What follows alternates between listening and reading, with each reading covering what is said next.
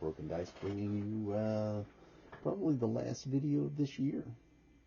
Little channel update. Got some more pikemen done for the successor Macedonian type army. I do believe this is the last big unit I'm going to do for a little while. I think I need to concentrate on more commanders and stuff, kind of give myself a break of just grinding through great big units. I know, don't get me wrong, I really enjoy doing them, but after 144 of these guys, I think it's time to move on and work on some smaller projects and some terrain projects that I'm going to talk about. And I'm going to go over and show you what I got for my birthday, which was earlier this week, which is going to be kind of a precursor of the next big project that I'm going to get into. And it is going to be a test for me. So, yeah, just Warlord Games Plastic comes out, just regular box set of the 40 phalangites. You know, I got their little water slide transfers on. My normal standard basing right now is just, especially with pikemen, I like doing them in strips because I know for a fact sooner or later I'm going to break one and I'm going to have to kind of get in there and work around it. And I've already broken 2 of these just in the painting process that have had to be glued back together. So yeah, I was not happy about that, like any of us would be. But let's get these guys out of the way, and we'll look and see what else we got going on in this last video of the year. Okay, let's take a look at some of my research that I'm going to be reading for my new project, the Italian Wars. I've noticed that a lot of people have started this late this year. They started working on these, which kind of inspired me to, you know, I have a lot of these sort of models that I had from some 3D printers, but I have not pulled the trigger on doing them, and I think it's time I pulled the trigger. And, oh, shoot, let's get that camera up a little bit higher. There we go. There we go. And now, normally I'm a real purchaser of Osprey Publishing books. These are the first books I've got from, these are Halion. These are the first books I've gotten from them. So I've got basically Volume 1, Volume 2, and Volume 3. So yeah, that's going to cover that fairly well. It's really going to push my painting. Like I have an army of Gaelic troops I need to paint as well, plus rework some of my Persians. Much more colorful troops than what I normally paint. I normally paint like my Iberians are not very colorful. My Romans, obviously, they're not that colorful, especially my Caesarean Romans. My Greeks are okay, but you know they're not very colorful. It's just mainly their shields and their plumes and stuff. But these guys, this this sort of thing is really going to test my patience and my resolve, I think. In addition to that, I actually even got the German Peasants' War from Halion. And then, I'll see who's...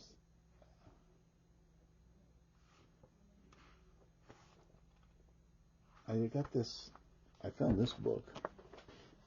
Yeah, we'll do it that way. There we go. Got this one. It's got some great plates in there. Stuff like that. Just think trying to paint that. That'll be interesting to see if I can pull that off. But this is all research for an upcoming project. I'll be working still on my Successor Kingdoms project. I don't know how many more of the pikemen I'm going to do. I think I got like 100 and some left to do of those, if I decide to do all of them. And then I also I got to get more cavalry, obviously, because that was the major arm of the successor. Even Alexander's arm, it was heavily reliant on cavalry. I also have some of the Hydaptus troops from Victrix to get put together. So that'll probably be my next big infantry blocks will be those because I just want to do something different other than pikemen right now.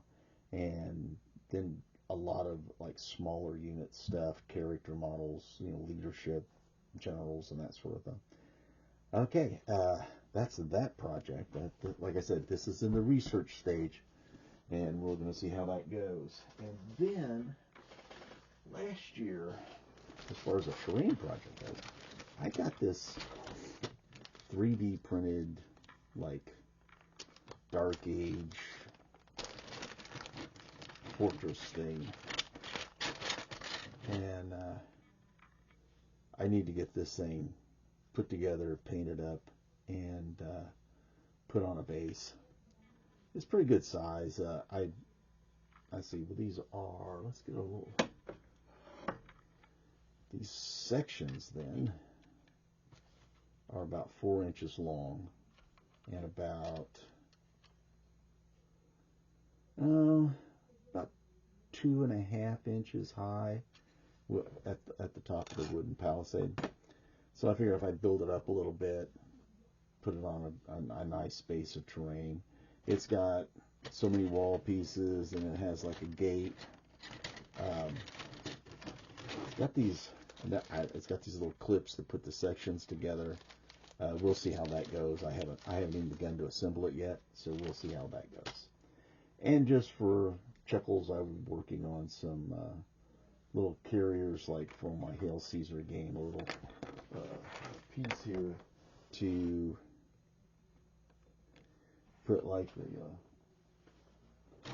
the little markers for like shaken and disordered on, and then to have like dice put inside there. It's kind of like a little caddy for it, so you don't have to keep up having individual pieces all over the place and just stuff like that.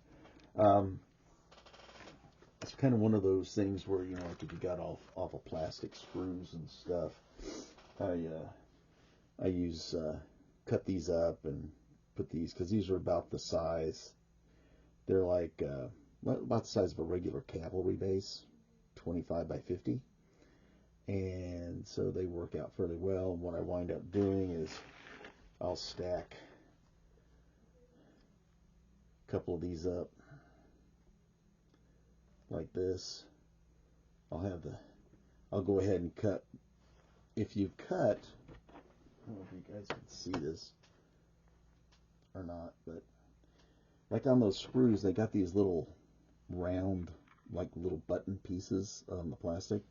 If you cut right in front of that on either side, that is just perfect for one of these to slide right in there. So you cut that piece out, you glue these all back together, and this slides right in here, kind of just like that. And let's see, we'll do it just like so, and we'll sit up so you can see it, and so your playing partner can see it as well. Because a lot of times when these things are laying flat, even when I'm doing my solo gaming, I can miss seeing one of these if it's sitting behind the unit. So this way it kind of sits up a little bit, and obviously the place for the dice go in there, and obviously when they get shaken, then you just want to kind of keep track on the wounds each turn. That's a perfect little place to drop your dice. And then in other games, they may come in handy. But I like reusing some of this stuff, because it just seems to me just such a waste of plastic on all these screws. How many models do you think we could get out of being able to reuse some of this plastic that just goes on the screws? Probably quite a few. Too bad there's no way to recycle that back into the hobby some way. But that's all I got. This is the last video of this year. Next year we'll still be working on these projects. I got my Italian Wars. I got some terrain projects, obviously. That just shows you what I'm going to do. I will be continuing working on the Successor Kingdoms army slowly now that I've got a real good base, because I think I'm going to do a video where I show all of it all at once, and got a good sized force going. Not as many pikemen as I'd like. So I'm thinking at least about 40 more, maybe 60 more. Because, do it in 80. And if I do 80 more, why not just do the next 20? So yeah, it's one of those things. If I'm in for a dime, in for a dollar. All right. That brings us to the end of this video. Hope everybody has a wonderful holiday. Hope all your projects go well. I hope you get to experience as much of the hobby next year as you can possibly stand. I'm going to try to do more gaming. I'm going to try to talk a few buddies of mine to getting in here and helping me with my solo wargaming so it doesn't turn out to be so solo wargaming. I think that would lend itself to be a little bit more fun in the videos and stuff, knowing that I've actually got somebody I'm competing against or with to do some problem solving exercises. But we will continue that methodology for a little while next year until the season ends, which should be around like March or so. So we should have several battles to go. Those of you that follow along with that, the Romans now have conquered everything from the Pyrenees all the way down to the Ebro River, plus a little bit further south of that. And so now they're going to turn their attentions to the much more civilized part of the Iberian Peninsula, the one that's really heavily influenced by Greek and Carthaginian culture. They tended to hire their stuff out more often than not, and that never really turned out very well for them, but we'll see.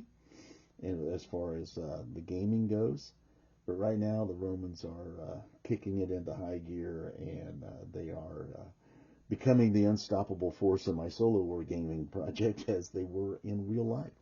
So that's the end of this video. I hope everybody has a great holiday. Stay safe, stay well, and I'll see you next year.